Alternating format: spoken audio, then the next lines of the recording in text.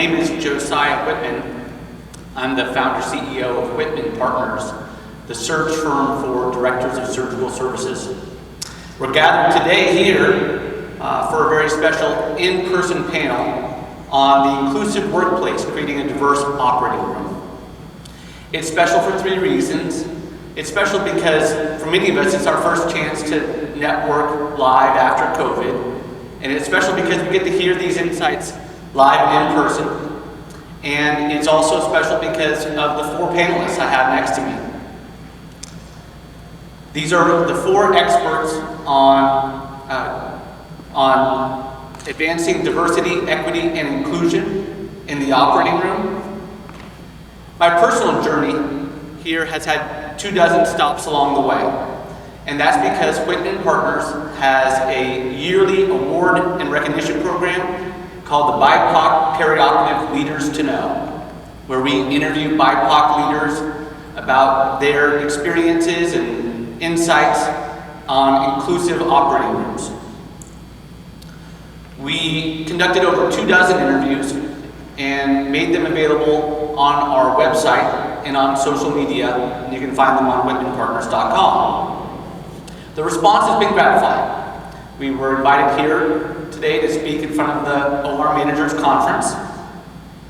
What you're going to hear is insights, anecdotes, best practices, and tips for making the OR more inclusive. I promise that you'll hear the best onboarding question of a diverse hire I've ever heard, and I promise a takeaway. So while I enjoy facilitating, I am most excited in the spirit of lifelong learning to hear from our panelists. So allow me to introduce them. To my left is Brian Dawson. Brian is the first African-American male Nurse Corps officer to command a naval hospital. He finished a distinguished 28-year naval career as the Chief of Staff for the 36th Navy Surgeon General. Brian was part of our 2020 BIPOC class. He is currently Assistant Vice President for Common Spirit Health, the largest not-for-profit health system in the country. Brian. I want to thank you, Josiah, for the opportunity, and to all the people that are here.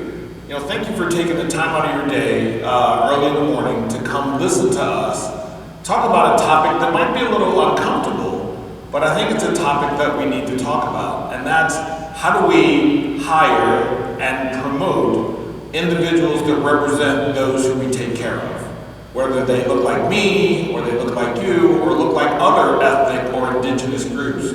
I think it's really important, so thank you very much for taking time out of your day to come listen to us. Thanks, Joseph. Terrific. And to Brian's left, we have Dr. Edna Gilliam. Edna earned a dual master's in nursing and business administration from Wilmington University, a DNP from Grand Canyon University, and like Brian, Edna was nominated for the BIPOC 2020 award and sat for an interview with us last year.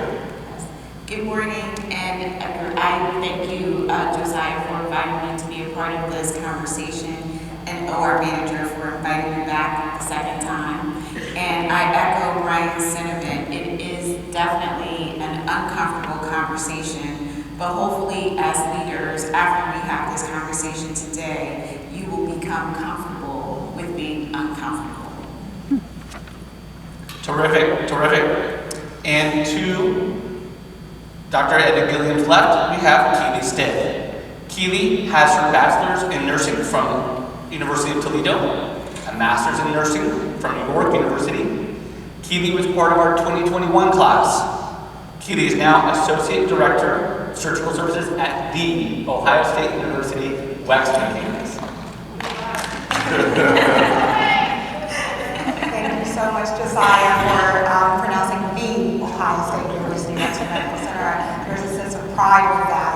Another sense of pride I have is sitting amongst the leaders today and being a millennial BIPOC leader. So I would love to have the opportunity to share with you my experiences as a BIPOC millennial leader that's new not only to leadership somewhat, but also new back to the country. I was in Toronto, Canada for 13 years, came back to Ohio, and I'm absolutely loving the transition, but also loving the journey that we have right now going on in our country are exposing the need for diversity and inclusion. So, good morning.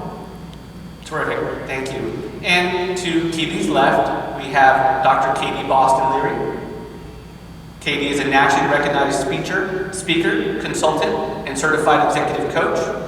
And she was a perioperative nurse, ascending through the operating room leadership, eventually the assistant chief nursing officer for University of Maryland, currently doing work for the American Nursing Association.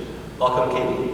Thank you, Josiah. I just want to say thank you all for echo the sentiments of my colleagues here. Thank you all for being here this morning to be a part of this conversation that, it's not that easy to take on first thing in the morning, but we assure you that this will be enlightening and engaging, and we hope to illuminate you and edutain you as well for this topic that's very necessary and very needed right now. So thank you. Okay, terrific. Well, let's dive in. I hope that we have some questions from the audience, and so please be prepared. We'll try to end a few minutes early so that we can take questions. And why don't we start with something a little easy first thing in the morning. Let's talk about job ads. Katie, you were saying this morning that how you advertise a position can affect what type of applicants that you get, and there's a little bit of nuance there. Katie, would you mind talking to us a little bit about job ads? Yeah, absolutely. And that's the first step. Diversity is the invitation, right, to open the door for people to come in and not just take an approach of posting and praying, but taking an approach to also make sure that you're recruiting the talent that you want and need. And something disruptive is required here, because with the data that Josiah's team put together, and I believe it's on some of the tables, you see some information about how a lot of hiring managers and recruitment managers are struggling. They say they're struggling to hire people from the BIPOC community because they say they're not there. And we're here to show that we are here.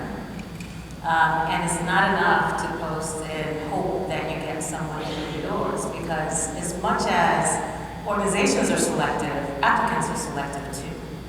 And they have the option, typically, in what I know I did, and I'm sure everyone in this room could probably attest to this. Before you apply, you do look up that organization, you go on their website, see what they're telling you in terms of the images that they put out, the messages they put out, who's on their team. And essentially, if you don't see anyone that can really resonate with you in terms of their backgrounds and everything else, that could make you hesitate, and in some cases not apply at all. So so people are looking at you, but on the other side, the impression is that they're not there. But they are there, but what you're projecting is an issue, right, for them to consider you as an employer. So what I'm suggesting, especially for recruitment teams and leaders, be intentional about your messaging around the type of people that you want to hire, right? Be intentional around the fact that we are striving for a diverse and inclusive workplace, and we need you to be a part of our team. We may not look like the way we should in terms of mirroring our population that we serve, but we need you to help us change and move in that direction. Why not you? So think about that type of message and how welcoming that is, right? You're putting down a welcome mat for people that you haven't probably hired before to say, okay, I don't mind going first, and I don't mind being a part of the change. Katie, I'd like to add to that. One of the things that we did in Common Spirit, and I worked with our HR leaders to say, there's a pool of applicants out there, similar to what you heard Katie say, that we're not reaching. And so we deliberately put together ads that we posted on LinkedIn, on Facebook, in different journals that had pictures of some of our leaders. One of the things that we did was we specifically went after military nurses who were coming out of the service, and I was the picture that was there. And as was mentioned, we mentioned we're looking for diverse, retired military candidates with experience, and so that message went out to a lot more individuals. What was interesting, we also posted it in Navy Times, Army Times, Air Force Times, and we got a significant number of applicants who were leaving the military, and a very diverse group of applicants, because that's the group we were going for. So great example. Yeah. So, Brian, following on that, so you are not staffing your operating room. You're staffing all the operating rooms within Common Spirit. How does that change your thinking? It's a conversation that I have with our perioperative council. We have individuals that represent each of our divisions, and if a division crosses a state line, then from the different states. And we talk about recruiting, and I often bring up, are we really looking at the pool of candidates that are out there, or are we just looking at in our own circle? We have a natural affinity as individuals to lean towards those that are like us. And so a lot of our discussion is, how well are we casting the net to bring in diverse men and women into our organization and to share that vision of diversity.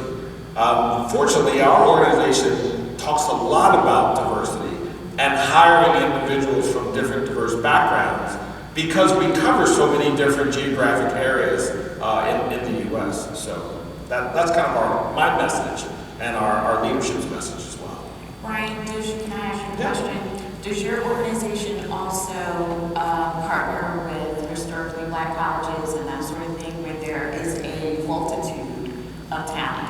A funny story. I was in Iceland a week ago and I had on my, Common Spirit jacket. And as I was walking out the door, a gentleman looked a lot like me, stopped me and says, "Hey, do you work for Common Spirit?" And I said, "Yeah." He goes, "Well, I graduated from Morehouse University Medical School and you are partnering with us as part of your outreach group." So one of the things that I would recommend to organizations big and small, reach out to the universities, reach out to the organizations in your geographic area, whether they be a historically black college or a university that caters more towards indigenous individuals or Hispanics, and form those relationships where you're asking for nurses to come to your facility as part of their clinical, sponsor maybe a perioperative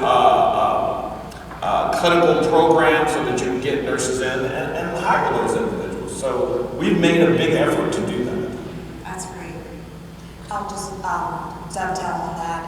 Personally, I'm enrolled as a doctor of nursing practice at Ohio State, and I've recently joined the Students of Color Nursing Group.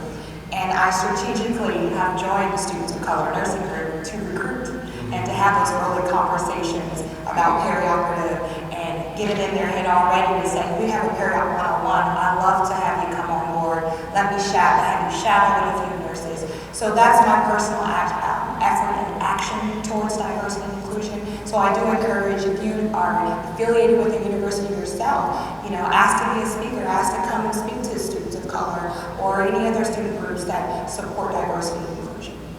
So let's explore that more, Keeli. What was the name of the student group?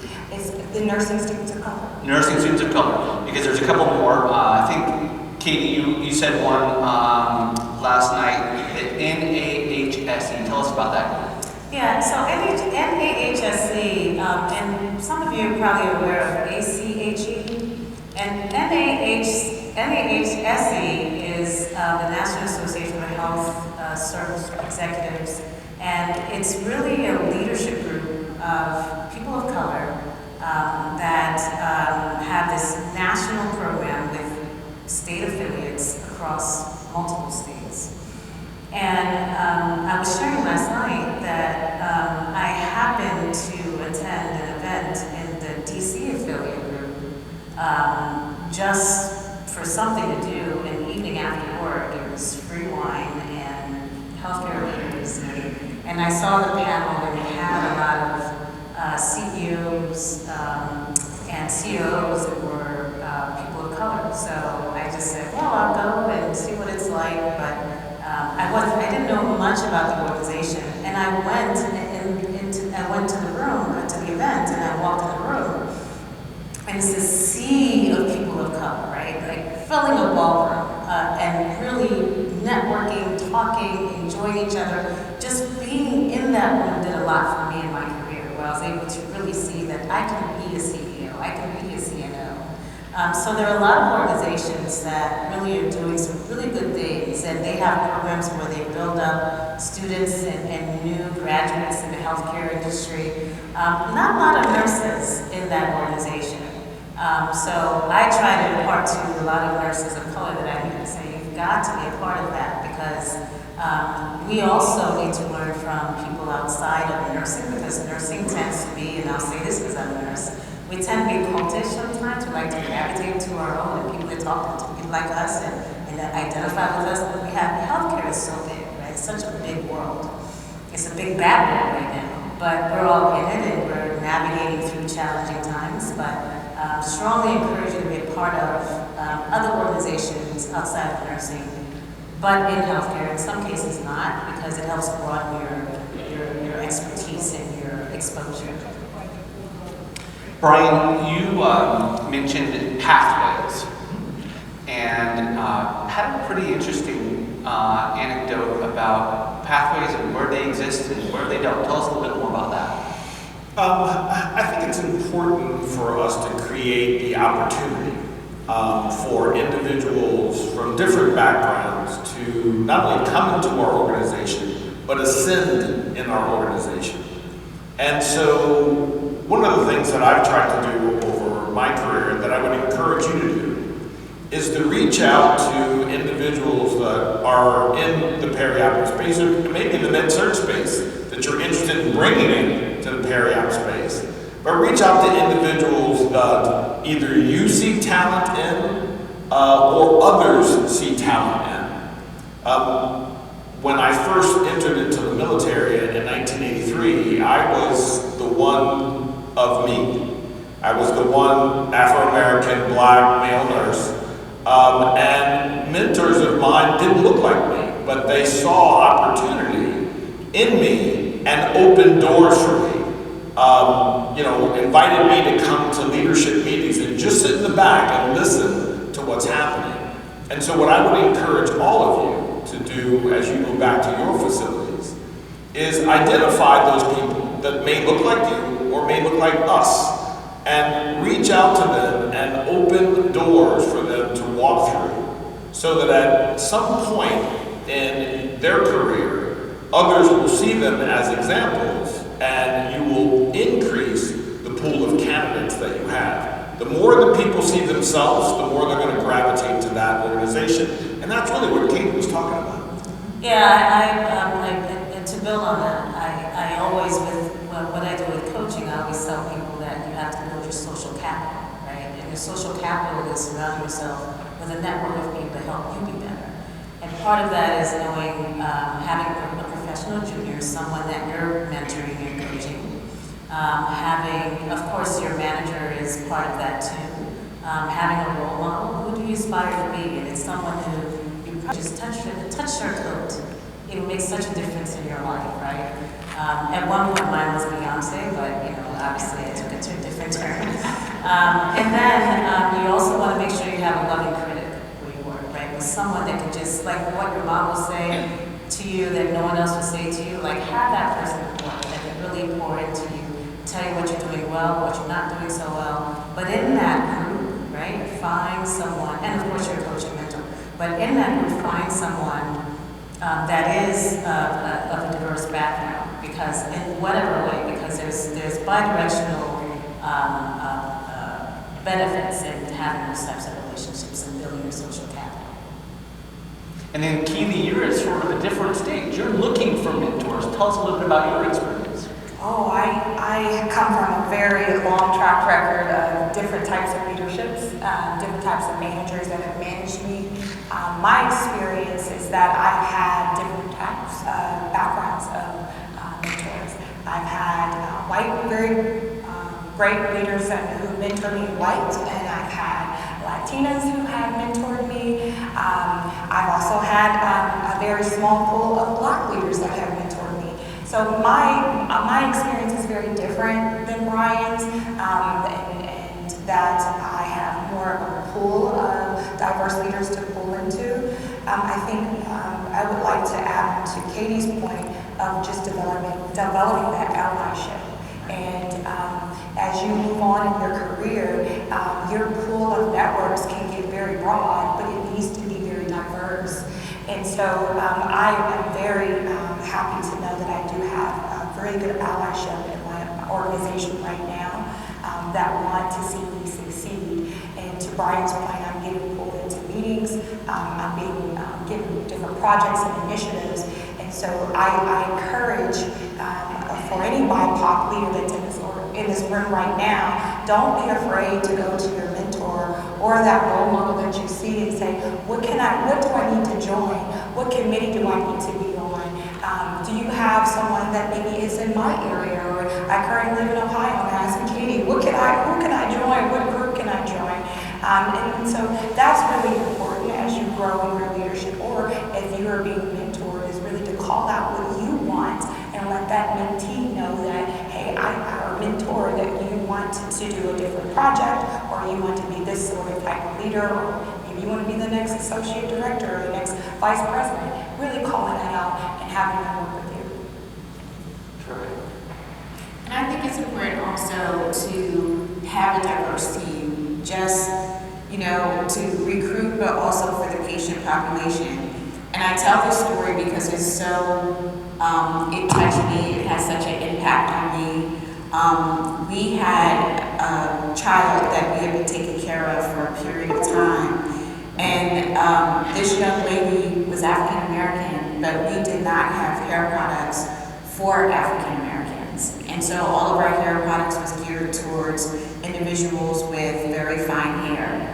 And so there was an African American respiratory therapist who said, we need to take care of this child's hair. And she was able to escalate it up to leadership because the fine comb doesn't really do anything for someone with very tightly coiled hair. And so from that escalation, we were able to now offer hair products for African American patients. And so when you think about your hair, we all identify with our hair, right? It makes us feel good. It gives us a sense of self-confidence. And so you think about that child, how did that impact her overall sense of well-being? And so something as simple as that, having a diverse team, if you didn't have a diverse team, that would have been an opportunity that would have been missed.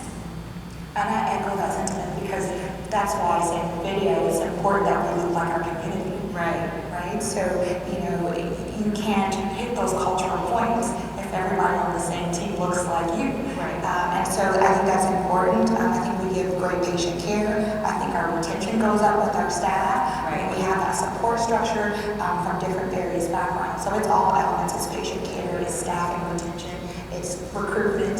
So And I'll add too, it's we have to remember in the places that the facilities and the institutions that we work, they're embedded in communities with people that have long memories. Mm-hmm. And they remember, in a lot of organizations actually, if you think about it, most of them were established in the 60s and 70s, right? So a lot of the people that witnessed a lot of what happened back then are still here. And some of those stories were passed on.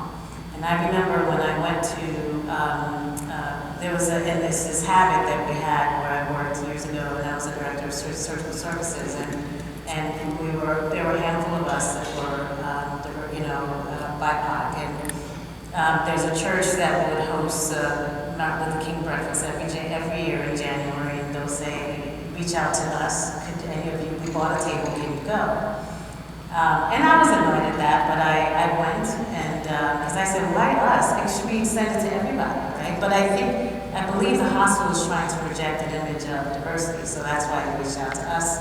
And at the table, I'm sitting with one of the members of the community, and she said, I'm surprised you're here. And I said, what do you mean? She said, what's your role? And I told her, and she said, wow, I guess things are changing here. And I said, tell me more. And she was able to reflect on a time when her grandmother was admitted to the hospital. They couldn't come to the front door. They had to go through the back. And And she also recalls a time when her grandmother was in the hospital and her grandmother, I think, had a stroke.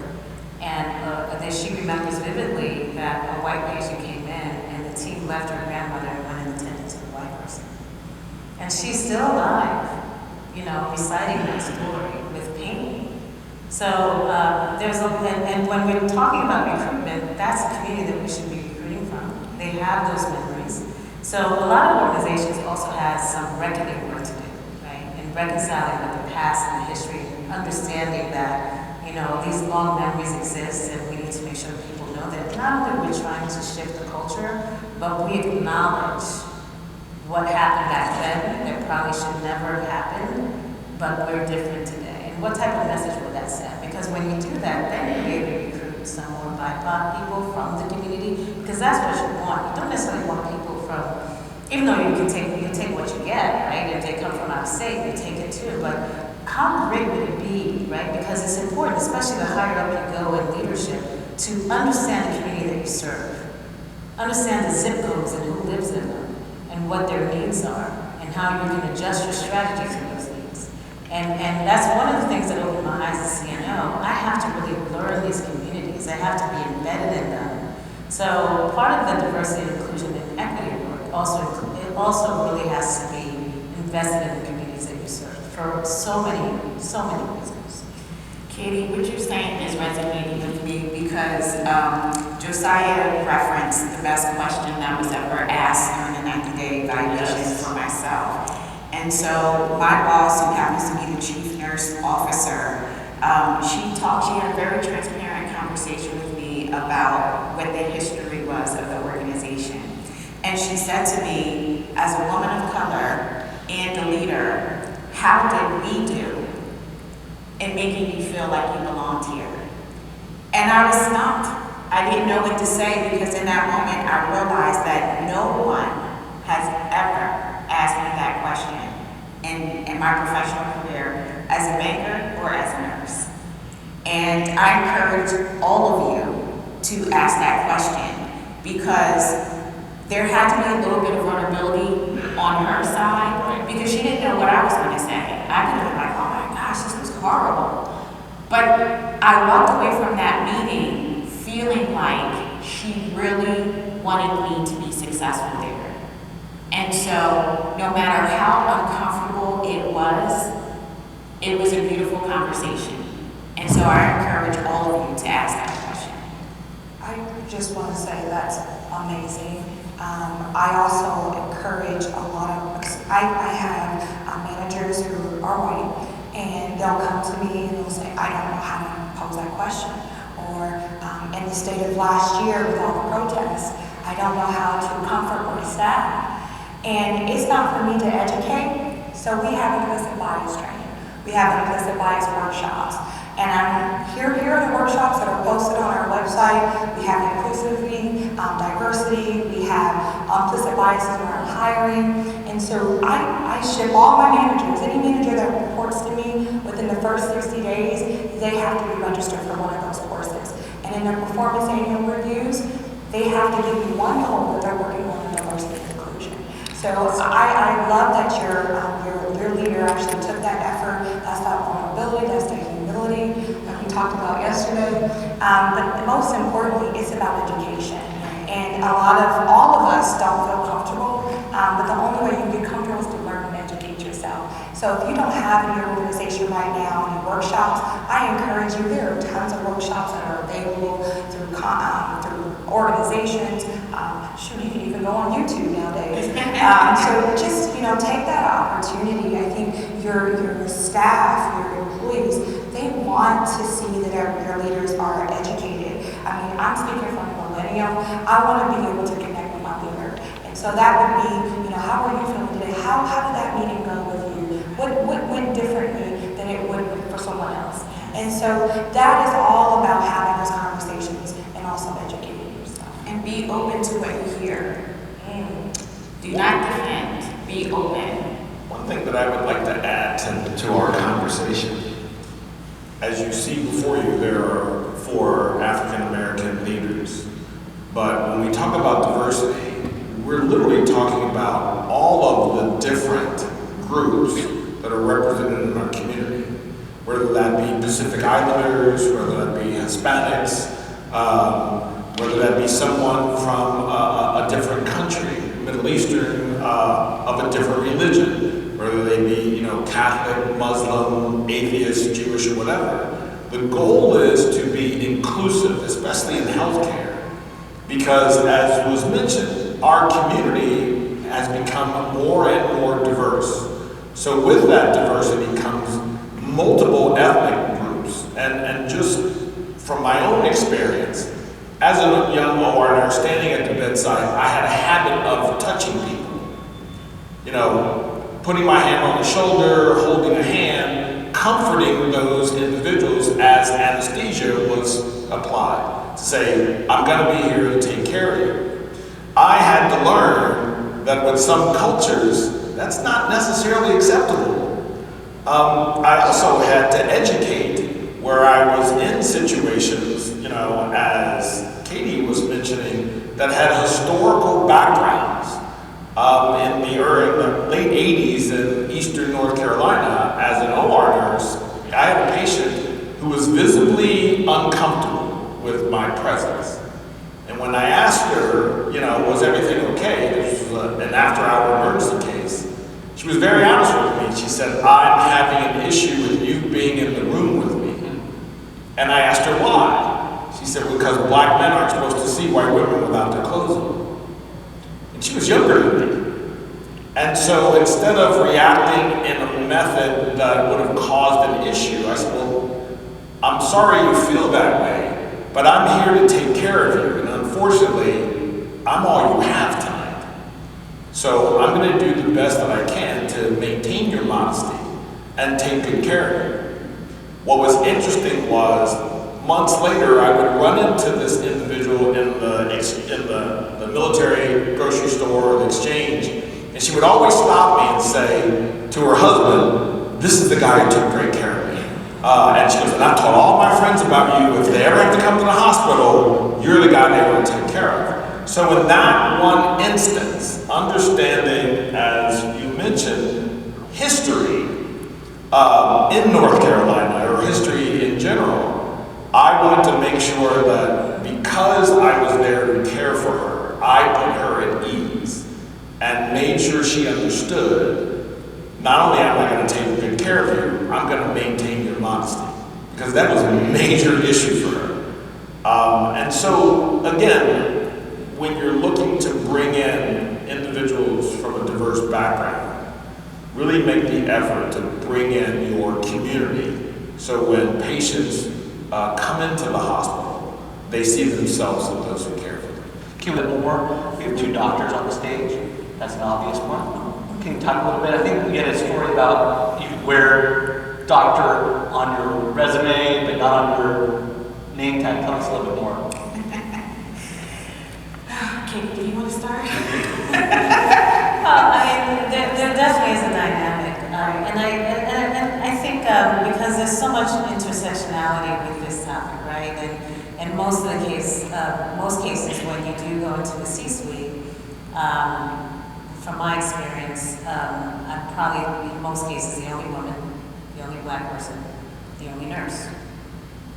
And then you go into these situations thinking that, okay, I'm so outnumbered, but I'm going to put my best foot forward and I want to be seen.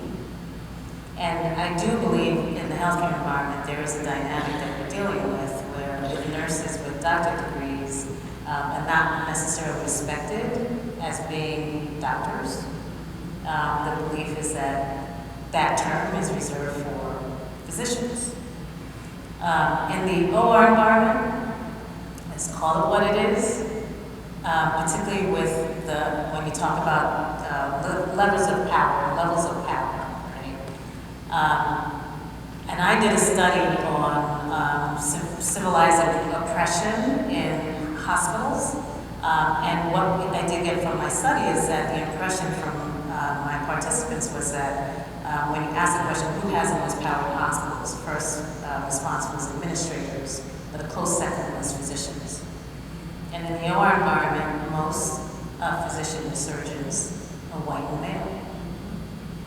And I will attest to the fact that they will say congratulations on your whatever, but they will not call you doctor. And I don't know that that's reserved only for people of color, because we know about the dynamic with Joe Biden and all that stuff, and she cannot be a doctor. But it's a real dynamic. And then there's also a dynamic where PhDs and DMPs there's attention too, where it doesn't really need to be.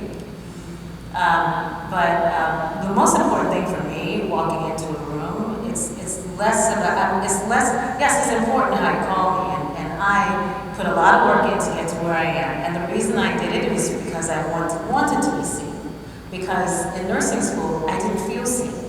And I remember where, you know, you're so outnumbered and you gravitate to this small group of people that look like you, and as the years go by, the group gets smaller and smaller, people disappear, and you hear the stories about how maybe a test wasn't graded, or they didn't get along with a clinical instructor.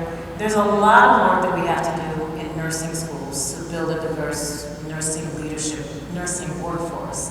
The numbers that we are right now with nurses is appalling. Where nurses, we still have numbers where it's 80% white.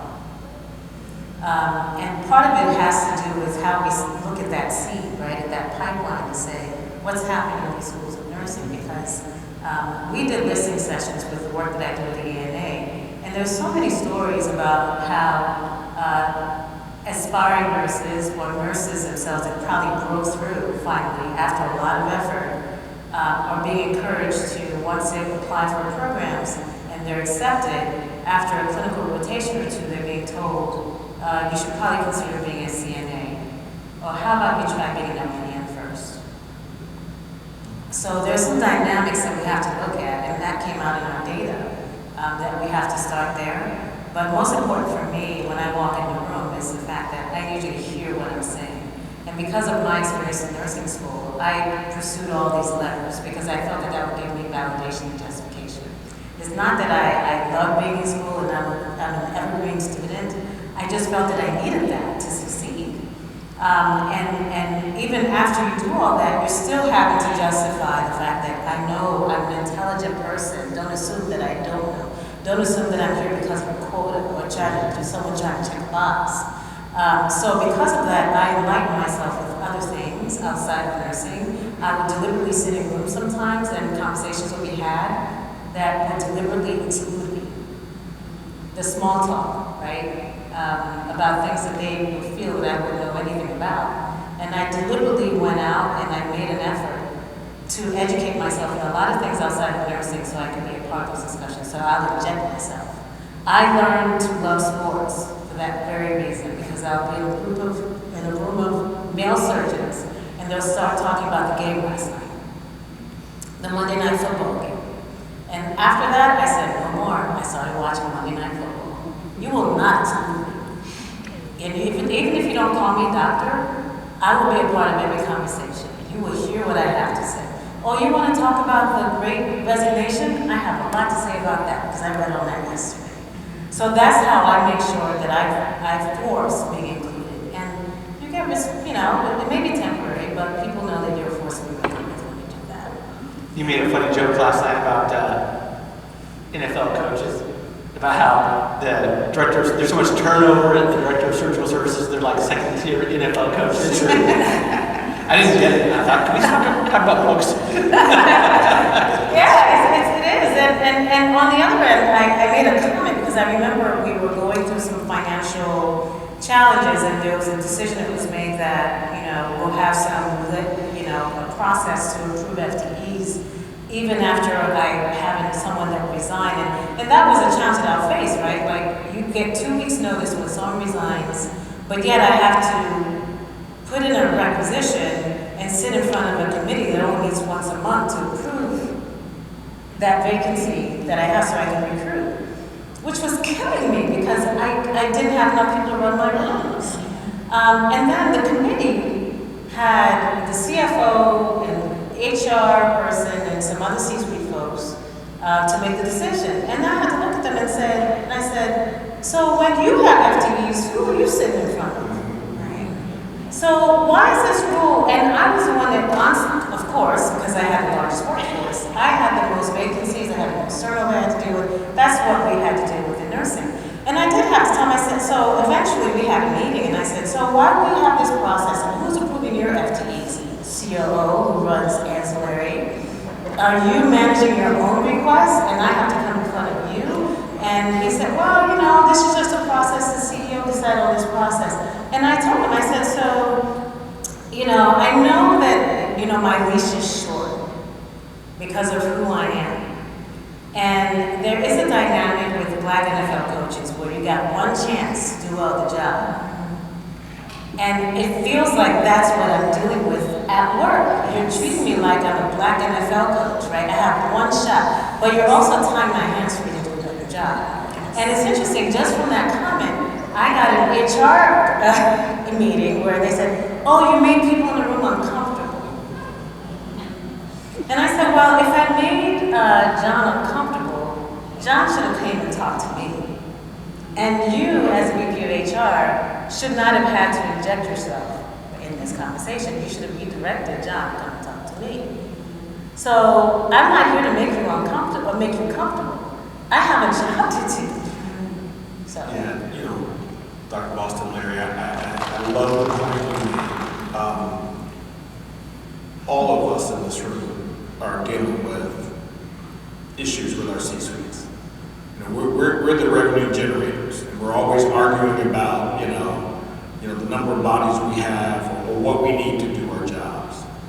But the one point that she brought up, I really want everyone to kind of focus on for just a moment, and that is our natural intrinsic bias by how we were raised, where we were raised, and what the media portrays to us.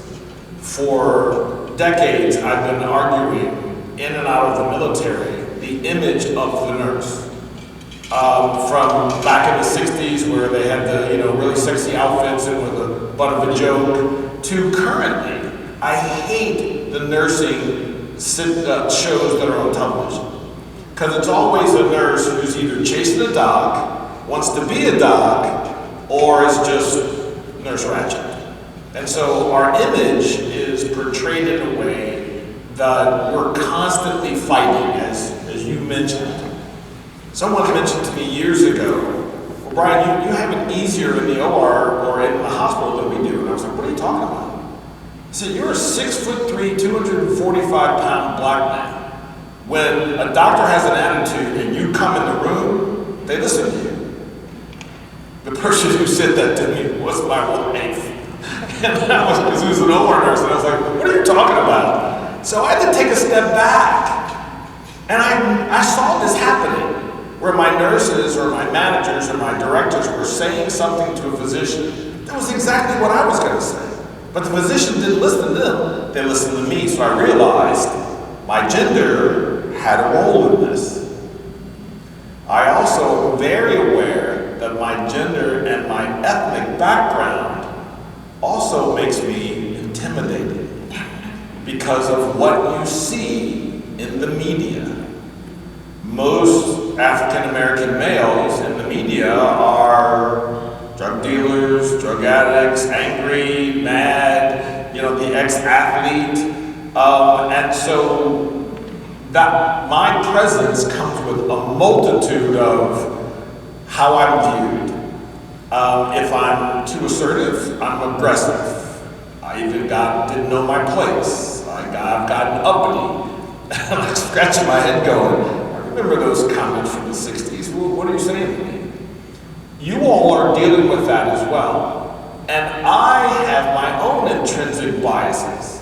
So when I'm sitting across from someone, I have to say, okay, how am I looking at this person? And am I looking with them through the same lenses that sometimes people look at me?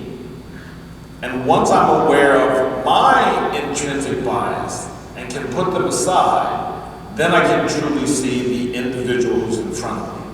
And if there's nothing that you take from today, I would ask you to take that. So when someone who looks like me sits in front of you during an interview, and I might not have the same language as you, I might use a word that's not something that you've heard on television. I might say y'all, I might have an accent. Make sure that you realize, where does that bias that you might have come into play? Every time I call one of our hospitals in the system, either in Arkansas, Chattanooga, Tennessee, Kentucky, and I hear that southern accent on the other end of the phone, where does that put me in that relationship? So just something to think about. Brian, it's so interesting that you say that as your experience as a man of color, because I am very intentional about how I speak, the tone that I speak. I try not to use body language because I never want to be labeled the stereotypical angry black woman. And so and I think about it all the time, you know, because I have seen my colleagues be labeled angry, threatening, when they're just trying to make a point. But then my white colleague is assertive, passionate. And so it is a real thing. And I think about it all the time as a leader. When I just heard that, I'm like, yes. And sometimes you just need to hear that from another BIPOC leader, that you're not alone. You're not out there on that island alone. And one of the things Dr. Boston-Leary said yesterday about the fatigue, you talked about that. And I never heard that terminology. Because I'll say this before you, because I want you to share that. I go home and I'm tired. I'm tired. And I'm not talking about like it's been a long day. But it's a lot of work. It's a lot of work to make sure you say the right thing. It's a lot of work to make sure that, you know, you have the smile, even though, you know, your face may look tough. So you're consciously thinking, is my hair appropriate? You know, do I need to make sure I cover my bum a little bit because I'm a little curvier more than others. So it's exhausting. And you are doing a study, you're doing some work, and I would love for you to share that because I want them to know. Yeah, thank you. So with my work with the ANA, we're doing a study right now on racism in nursing. And it's open to everyone. It's not just for nurses of color. It's for everyone because we want to understand where there's allyship happening or where anyone that's not of color and what they're witnessing, what they believe is happening in the world, particularly as it pertains to nursing. The term that we talked about yesterday was racial battle fatigue, and how, as a person of color, all that you have to go through just to get through your day, even if no one says anything to you, right? You have to, there's a code switching that you have to do. You have to try to manage the stereotypes that Edna mentioned throughout your day where you can't get upset. Because you were perceived as someone that's angry. It's the weathering that happens over time to the most resilient person, right? And Dr. David Williams at Harvard University, he's been on 60 Minutes and we've been working with him. He described it as this, you know, we talk about because people of color come from backgrounds where it's all about survival, right? Getting through, breaking through, and managing through tough times and still trying to get to that end point, your destination point. So resilience is built in, right? And I also want to say, for a lot of organizations that are doing resiliency training, you have to think about the cultural components of resiliency training. Because for a person of privilege to do education to a person of color about resiliency, it sometimes is off-putting. So we need to be mindful of that. And it's not the panacea for what we're dealing with in nursing in terms of well-being. But he described it as, if you have a concrete slab, right, and you put a bottle over it where you put a little pinhole and it's dripping water in this specific spot on the concrete slab, eventually that part where the water drips is going to erode, right? But all the other parts around where there's no water is fine. And that's part of the weathering that happens where after a while it does get exhausting. You do get tired when you go home. you feel that there's this persona that you have to shed when you get home. Because even subconsciously, that's what you try to do. You present yourself in a certain way. And we all kind of do the on-stage, off-stage thing, but there's some microaggressions that come at you throughout your day that you can't fight every battle. You can't confront every single word that's said. And one day, I remember, even just last week, I was on a call with some publishers for a journal that we publish with. And we had an introductory piece where you talk about your name, your role, and what you like to do on your days off. And there was a person on the call that actually said, on my days off, I like walking through plantations. I swear to you, she said that. No awareness at all about what we're dealing with and the impact that will have on the folks in the room. And you hear that and you go, I can't fight every battle. Did I confront that? No. Why? Because honestly, I'm tired. I can't address every single issue I deal with. And I also have to think about what that would mean, right? You know, for someone I'm just meeting and I'm going to confront you about racism and managing some of the things that you said, like it is tiring and it's exhausting. And you also have to pick your spots. I also had to have a conversation with a colleague who's leading DEI work, who's, you know, he's white. And I don't want to ever say that these efforts has to be led by people of color. We need people not of color to lead some of these efforts because we need you to talk to the people that look like you to hear that this is a problem. Yes. And we did hear with one of my colleagues who's leading that work, who I respect and admire and love, said, oh, we're dealing with, we're actually working on this minority calendar because, you know, these minorities have a lot of holidays and we need to make sure we account for them. And I said, okay, so I'm going to help you also see how this term is changing and evolving. People of color have been minoritized, right? So think about the words matter in terms of saying, you know, minority people. It's really about how there's been a group of people that have been historically disadvantaged over time. And all of these things and these microaggressions that happen really does have some weathering on your soul. We created a definition of racism as a murder, you know, really murder of the soul. Because after a while, I may look strong, but inside, I'm not. I'm struggling. And I need your help. And by the way, it's not my job to train you all the time on what you need to know. There's so many different places where you can get the information. I can help point you in the direction, but don't make it my responsibility, my obligation to educate you either. But with every situation that I come across, when someone says the wrong thing, I start with grace and understanding, because I start with a point that you're probably not trying to hurt me. I'm just going to try to help you if I can. Let's explore that. But before we do, audience, questions for the audience. If you can raise your hand, we'll bring the microphone over to you. I think we have one right over here, so let's go ahead.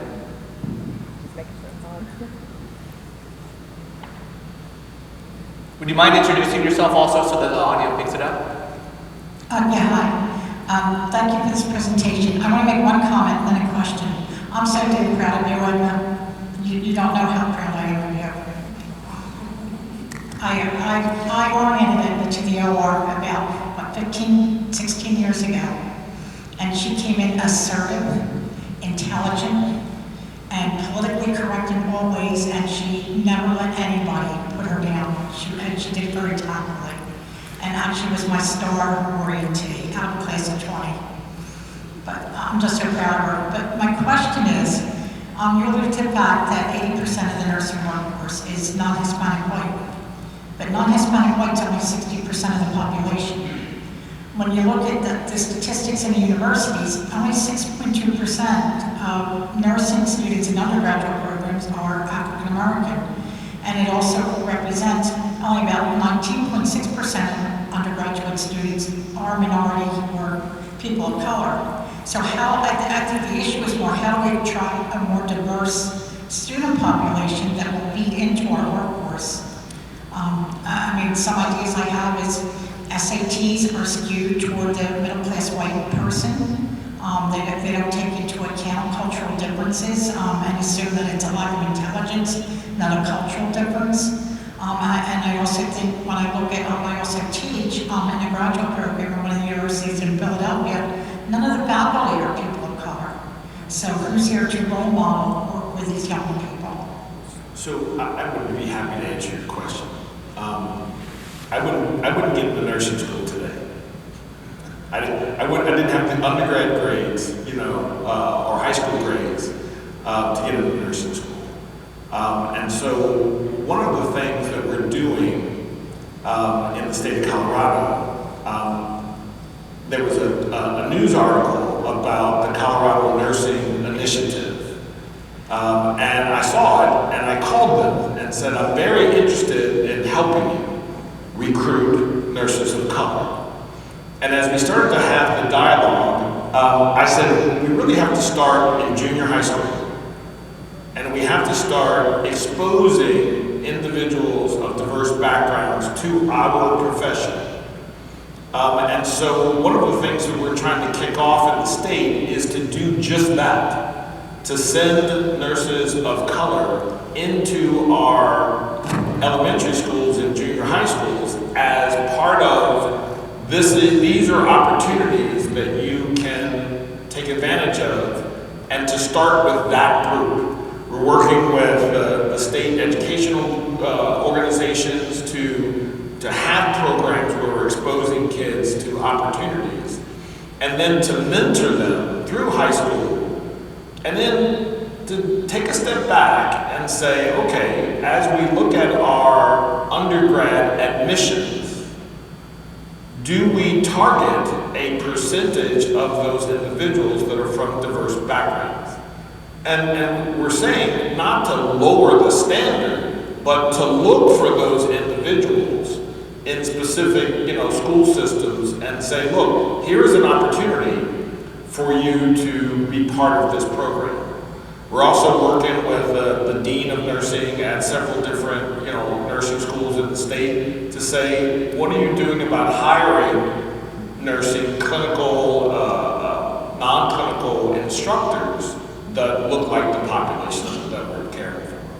So it's a major endeavor, and it started with people like us making a phone call, and I'm now a member of their board.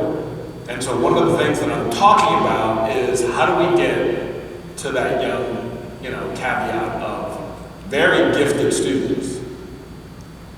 I'd like to just add to that point, just to hear the efforts that you're doing is A&A. If you're sitting on a board, and I'm inspired by these two individuals here, because now I'm like, I need to get on the board. That's my next step. Because what is ARN doing? We know that we have challenges with recruitment, and we know we have challenges with diversity. So should we be having those conversations with those particular boards and saying, how are we getting out to our school? Let's go beyond university level. Let's go to junior high. So maybe those conversations are already happening, but I'm just going to call it out because I know one of these organizations is watching this right now. Also, we're watching it. And so let's call out our membership, our membering bodies, our governing bodies to say this is the next step of what we need to do to tap into that particular age group. Yeah, and we definitely have work to do with schools of nursing, because schools of nursing, the way they're set up in terms of their metrics for success are set up by the pass rate for the English exam. And because of that desire to have high numbers, they cherry pick. They cherry pick who they allow into programs. Doesn't make sense, to your point, that we have waiting lists as long as we have right now for people wanting to enter the profession. And we have such a shortage issue. There's a crimping of that pipeline that's happening right there in general, but there also has to be a standard that academic institutions are held to have more diverse students enter their programs. Because again, over the years, a lot of the entrance exam programs are set up for certain groups, right, in terms of what their presumed intelligence is for certain groups versus others. So there's some exclusionary efforts that's happening at that level. And then when aspiring nurses of color enter those programs, watch the numbers in terms of how those numbers increase over time. So that's part of the reason why we are where we are. And it's really a shame that looking at the change in the population in the US overall and how that hasn't changed much within the nursing profession over those same amount of years. I loved your question. Thank you very much for. Yeah, and you made Edna cry. You did. Okay, so one more question? One more. Everybody hears no at some point in their career ascension, right? And so what I was curious to hear is what a coded no might have looked like in your career and how you overcame it. Does that make sense? Coded? Like, like culturally insensitive no that came through that wasn't just right in your face. Well, I'll give you one. Thank you. You can't be a nurse midwife. Why not? Because you're male. What? I think that we talked about having mentors. One of the things that I was very fortunate was to have people that gave me an opportunity to ascend, but we would spend the next hour me going through the number of doors that got shut in front of me. Half of it because of my gender, and the other half because of my ethnic background. You heard Josiah say that I was the first African American male in the Navy's history to command a hospital that was a nurse.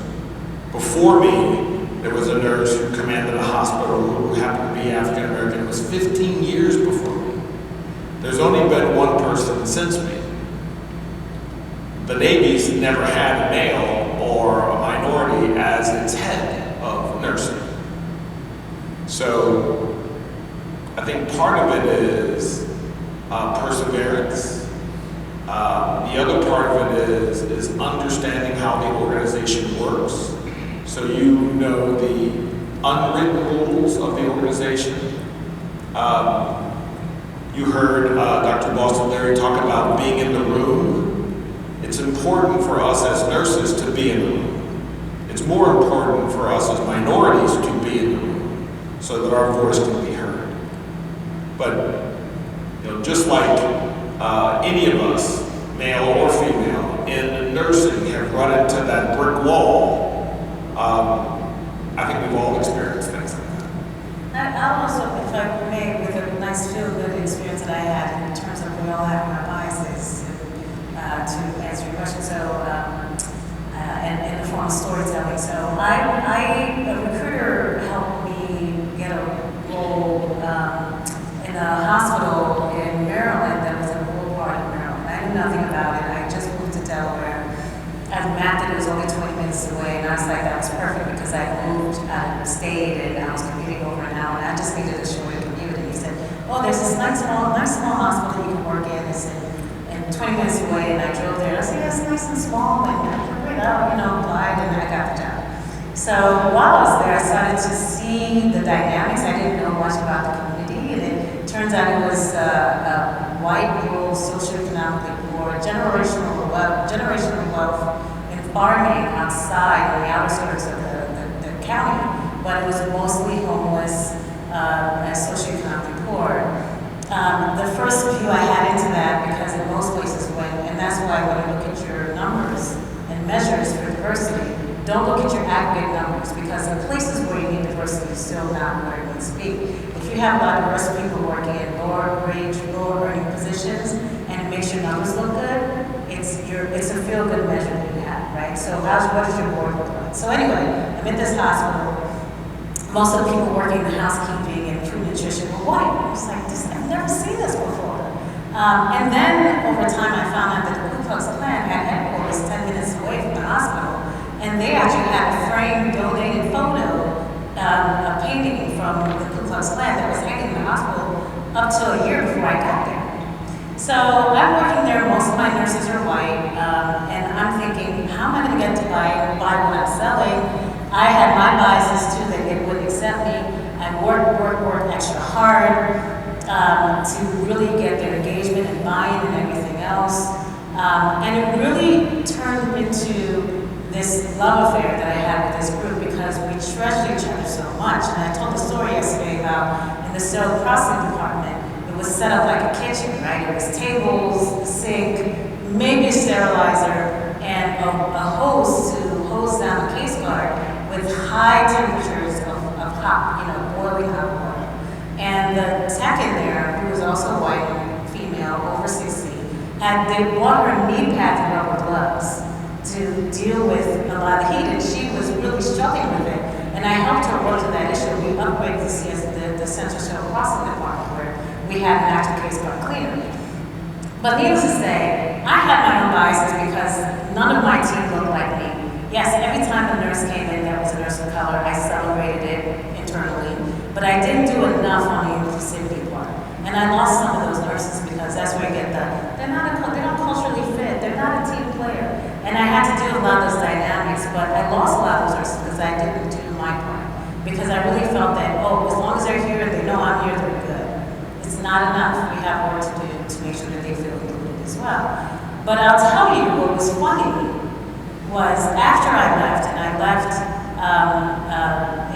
where we just got our pathway designation. We were celebrating winning the International Pathway Award. It was such a great day, but I had to move on. And after I left, a lot of nurses, because I typically don't engage with people on social media that I work with, but I decided to, because I left, I said, okay, they're all finding me on Facebook, so I guess I'll like them and I'll connect with them and all. And I found out that most of those nurses who were white that I felt that really went by to me, most of them were married to black men. And so it just goes to show your biases tend to work. We all have our biases, right?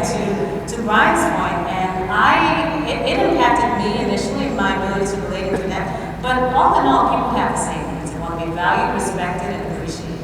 You do those things. You have everyone in the palm of your hand, and you're all growing in the same direction. All right, terrific. On that note, that concludes today's program on the inclusive operator. Can we give a round of applause to our panel here today?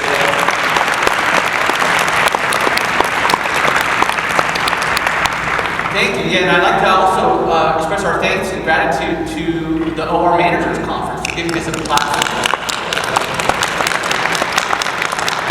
And I mentioned the takeaway on your tables there is our report commission for HR, hiring diversity in the hospital, and feel free to take one of those reports. There's a flow code that you can take a picture of, and it will take you to the link on our website. But there's actually a cross-tabs version of the same where we slice the data in a multitude of different ways, and it can also be emailed to others within your organization. Again, my thanks to the panelists. What a great group we've had here today. Our gratitude for being up here with you, and thank you, and have a great day.